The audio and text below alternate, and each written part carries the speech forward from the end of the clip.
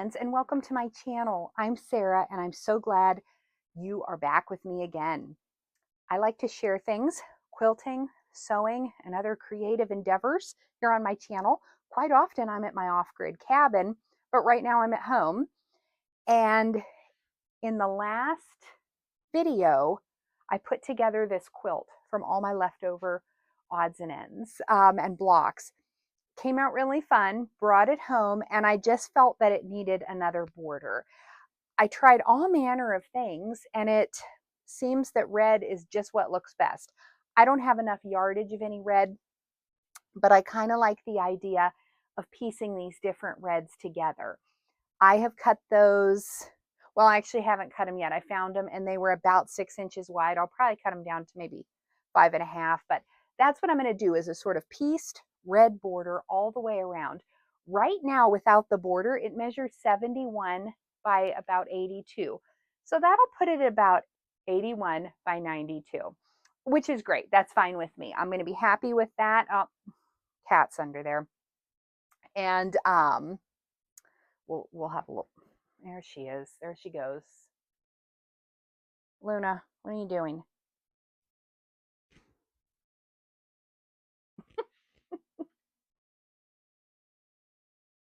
So that's what we're going to do.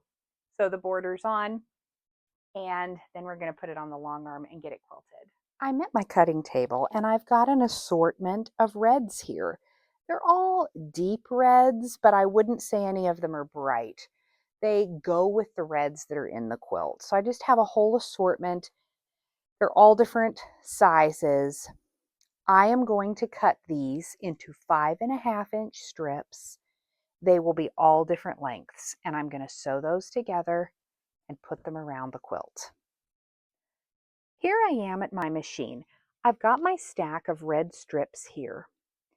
I am not planning my placement out first.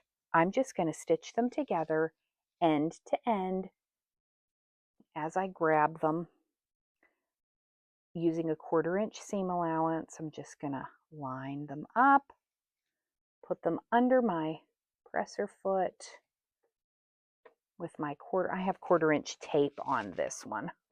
I don't have a 1/4-inch foot for this machine. I'm going to stitch, and I'm just going to keep sewing those together till I have a great big long piece. So here I have one of my border strips, all different lengths, but all the similar sorts of reds. I have a great big long piece of this that I've done. In fact, let me grab it right here. I don't even know how long it is. It's long. I sewed a lot together. I think it'll be enough. I'm not sure. But here's what I do now. I've measured the length of my quilt, and that number escapes me at the moment. But what I have done is I have cut a section of this border strip to that length. It's really important that you do that. And now what I'm going to do is pin it all along the side. I am choosing to sew my 2 long sides on first. So I have cut my strip. I've actually cut 2. Oh, see, even at home, she has to steal the show. Watch out, you crazy nut. I'm going to pin this. I'm actually probably going to use my clips and clip this all the way down. And then I'm going to sew it on. And I'm going to do that to my 2 sides, and then I'll come back. Okay, I've got all 4 borders on. I did not come back and show you the process of sewing the top and the bottom on, but it was the same. I just measured, pinned, sewed. It's plenty big. I actually didn't measure it yet, but this is a full-sized bed. And if I actually rotated the quilt, it would be much wider, but still plenty long. So I'm pretty sure this would fit a queen as well. I'm happy with that. I'm done piecing. We are going to put it on the long arm and decide how to quilt it. So here I am at my long arm. I have the quilt spread out and my backing spread out so that I know I have the right amount, and I'm going to go ahead and load it on the long arm. Then we'll choose a design decide what kind of batting we're going to use, and keep the ball rolling. Pretty exciting.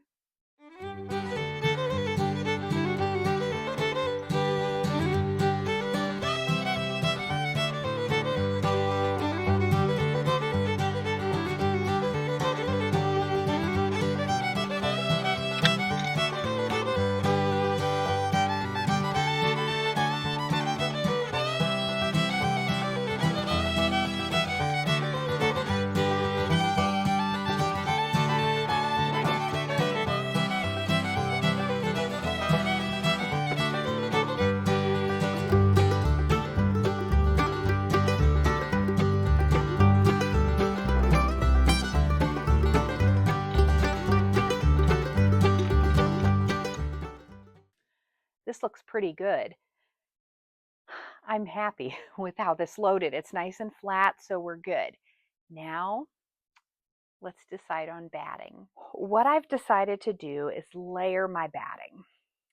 There's so many options with batting. So many. It's a whole thing. Um, but what I've decided to do for this one is layer a thin cotton batting on the bottom, and I am using Quilter's Dream Request 100% cotton for the bottom. It's oh, it's as nice as can be, and it is very thin. There are times I just want this, but I want a little more with this. I want the puff of some poly, so I am going to put a layer of poly on top of this cotton and then quilt it. And it's going to give it the stability of the cotton with a little puff of the poly, and it really creates a really nice effect. That's what I've decided to do. Sometimes I use an 80-20 batting like Hobbs Heirloom, and that kind of gives you a little of that, but this should give me a little bit more, where if I just used poly, it might be a little floppier than I want. Of course, I love wool, but wool batting's gotten a little bit expensive. So I'm going to do this layering. So I've laid it out here. I know how much to cut from my roll, and I'm going to just cut off some batting. And now I'm going to get a package of poly batting, and we'll layer it all up.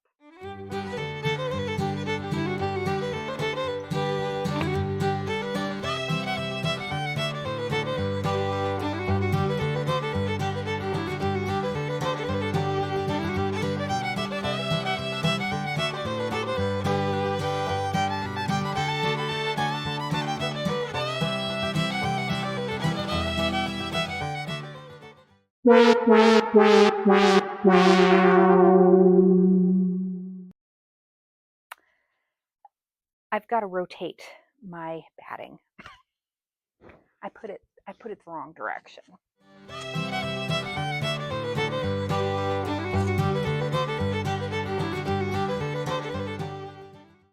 Here I am at the long arm. I have my quilt top, my layer of poly, my layer of cotton, and my backing. There we go. Now, this is not going to be a video that is going to teach you how to long arm. There are a lot of people who know a lot more than I do about that. But I do love my long arm. I have a handy quilter. I was a handy quilter dealer for 9 or 10 years when I had my store. So that's what I have. I've got my quilt on. Now I need to baste it down. I am letting my top float. There's a million ways to do this, and that's how I'm choosing to do it this time. So everyone kind of has their own preference on that, but we're going to talk about thread color right now. So I'm going to show you which one I'm going to use, and you might be surprised. Okay, I want to bring you down here. This is how I choose my threads. I lay out what I think I'm going to like on my top underneath the light. And I sort of make a little puddle of thread. Because if you just take one straight line, you don't see it. And quilting is usually several little doodles. So I sort of lay a puddle of threads. This gold is one I use a lot. It's from Glide. It is called, what is it called? Sand. It's a nice one. This is a nice one from Isocord. I don't know what it's called, but it's a nice tan, and you can see it would be fine.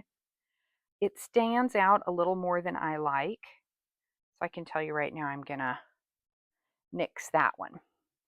And I can tell you I'm not going to use this one. I just don't enjoy using dark threads. That's my own preference, unless I'm on a dark quilt, but I wanted to show you what it looked like. You can kind of see it on there, see it on some of the light ones, but I don't like it. I knew right off the bat I wanted to use one of these two, and I know you're looking at this thinking, are you nuts?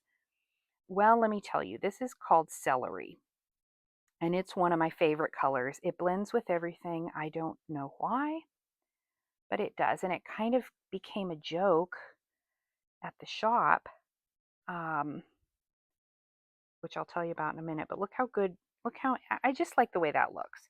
If you're not looking at that cone, you lose that it's green altogether, and it just blends. It's a great color. We're using celery.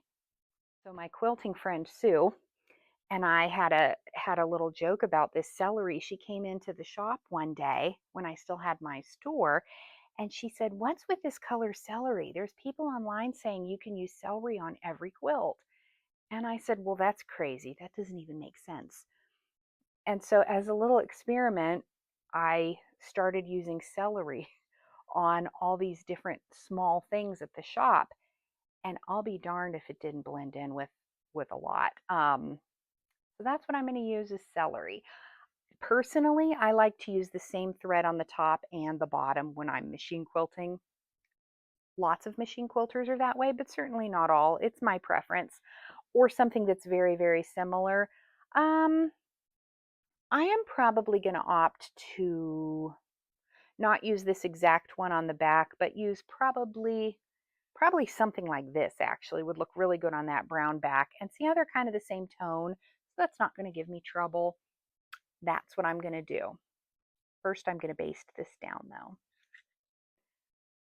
My machine has a thing called channel locks, which locks it in place. Like I can't jiggle it now. It's going to make a perfect horizontal line so that I know my quilt top is perfectly straight.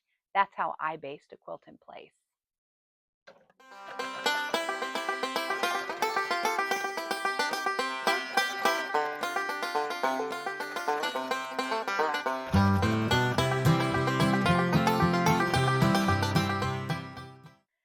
Now I like to just make sure there's no crinkles in my batting and smooth it out. Especially when you're layering your batting, it's easy to get a wrinkle in there, and you don't want that.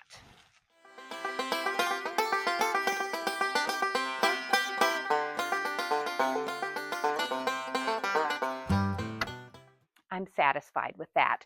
Now let me just say, I know that there are fantastic quilters out there watching who may be cringing at me floating my big top. It's quite a, it can be quite a controversial thing, but it's what I do most of the time, and I'm okay with that. I don't have a problem with it, and that's how I like to do it. Okay, I am going to use this pattern called Damask. I've used it many times before. I really like it. It's well suited to an old-fashioned type of quilt like this. This looks really dense. It's not going to be as dense as it looks.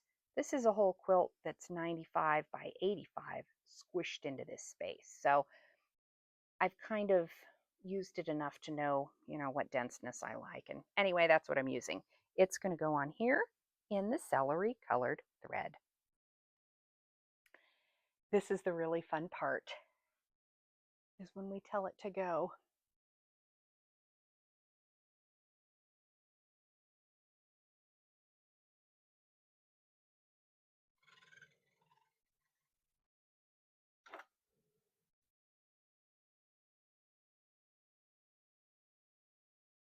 It pauses for me to pull up my bobbin thread.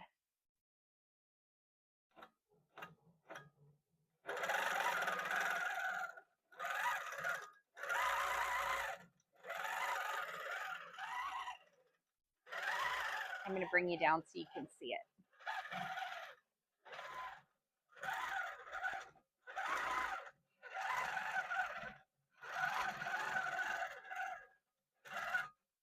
I'm pausing it for a minute so you can hear me. So truthfully, I could have gone a little denser on this, but I'm going to leave it. It's going to be good. Look at the slight puff. I don't know if you can see. Turn it this way. Just the slight puff that you get with that poly layer. Oh, it really shows. And look, that does not look, well, when I zoom in like that, it's green, but from like here, it's not. It just goes. And that glide thread has just a subtle sheen to it.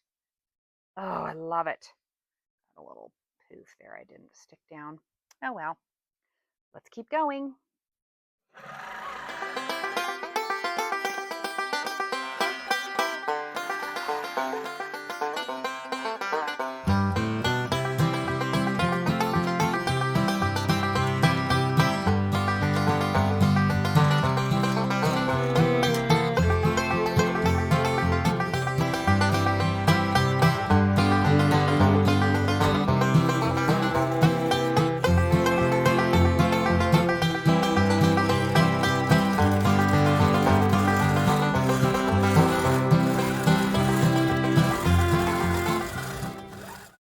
Good morning, friends. It's the next day. I got up early. I was up a little late last night, but the quilt is done. It just finished its last row. Well, the quilting is done. Let's peek down and look at that quilting. I am really happy with the way it looks. So let's get this baby off the long arm, trim it, and then we are gonna make some binding. This part is so satisfying to me because it's when you see the quilt in its glory. That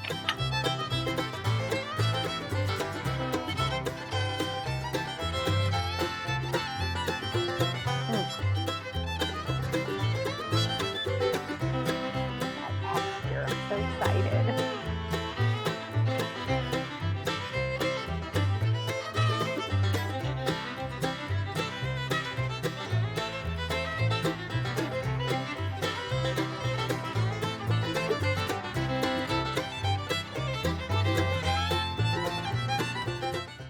Now, when I pull my quilt off the long arm, I'm going to tell you that how I trim it is with scissors. I think most people don't do that, but it's how I like to do it. It's just easier than for me than the cutting mat and trying to get this on my table. I just use good sharp scissors and that works for me. Oh my gosh. And I just trim right along the edge of my top. I'm sure there are people out there cringing at this, and that's okay. You do you, and I'll do me.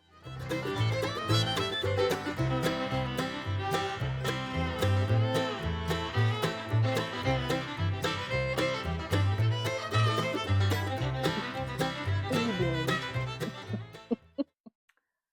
Friends, I have decided to stop the video right here and put the binding in a separate video. It wasn't my original plan, but I think it'll work well that way. I'm posting both of these videos today, so I will put a link below for that binding video. But the quilt came out great. I'm so happy with it. And I love the scrappy red binding that I went with. I'm still hand stitching it on, but I'm really, really happy with it. So I'm going to lay this quilt out outside. I may lay it out in the grass, and I'll do a little close-up of it so you can see how it looks. Thanks again for joining me. I love it that you're watching. Like and subscribe if you haven't already, and we'll see you in the next video. Thanks so much. Go make something beautiful.